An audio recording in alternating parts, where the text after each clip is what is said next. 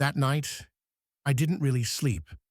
I mean, I slept, but I was in that white dream. Everything there was so quiet.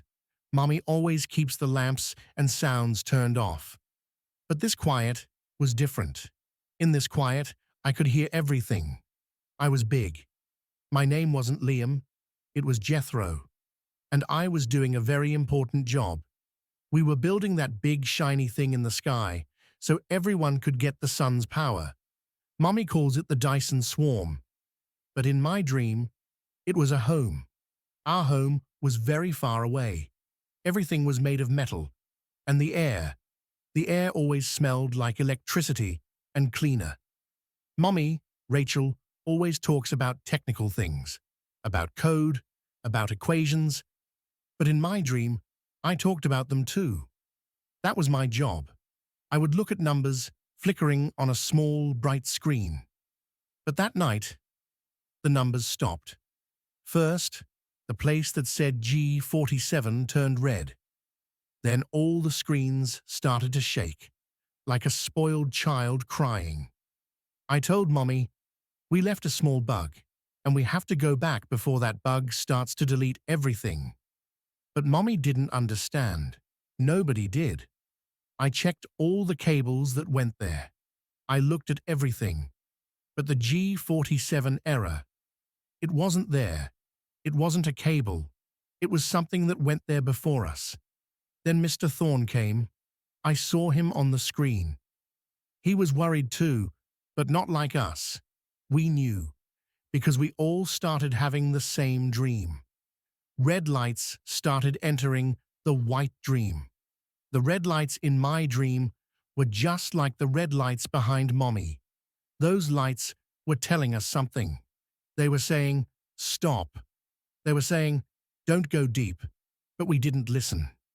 In my dream, there was that big drilling tower. I drew it.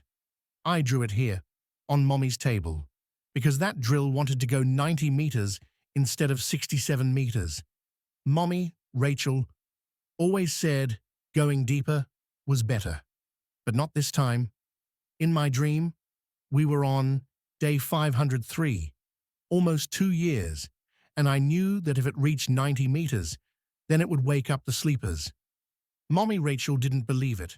Nobody did. But I know that number, 47.12, gamma 88.09 beta. That's where our mistake was hidden. It shouldn't have been touched. I cried in my dream, because I knew that bug wasn't just a line of code.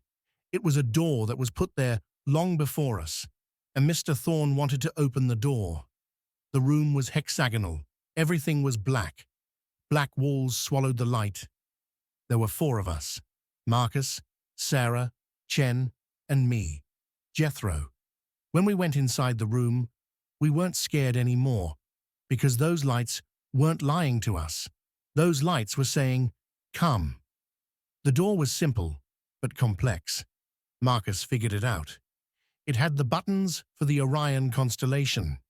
When he touched it, the wall turned to dust, just sand and crystal. Inside there were thousands of eggs, small oval things that glowed in the dark. I called them the library, because I knew that each one held a story. There was a table in the center, black crystal.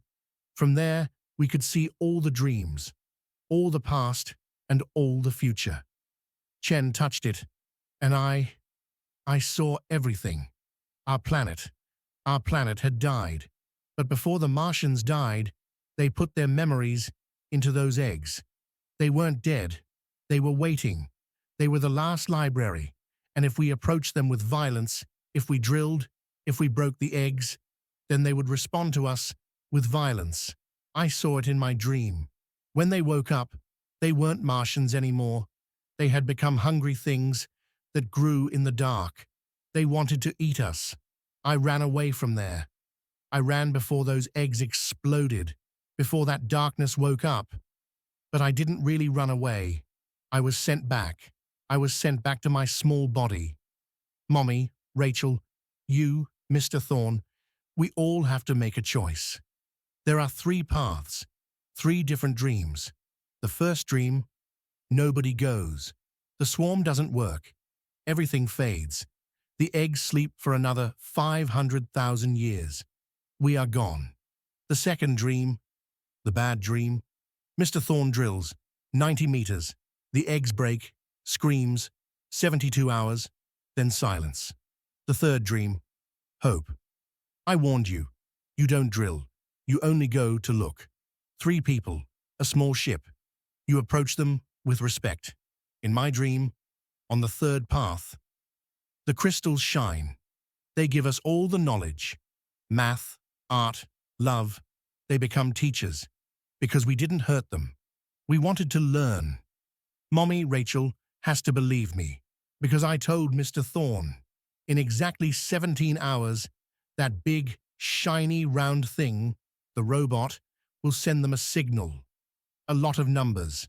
A 127-digit prime number. Prime numbers don't lie. They are the language of math. They are telling us, we are here. We are waiting. Get ready. All the fear in my dream can end with that prime number. But if Mommy, Rachel, and you don't believe me, then it won't just be the eggs that wake up. The entire future will wake up, and that future will be very red.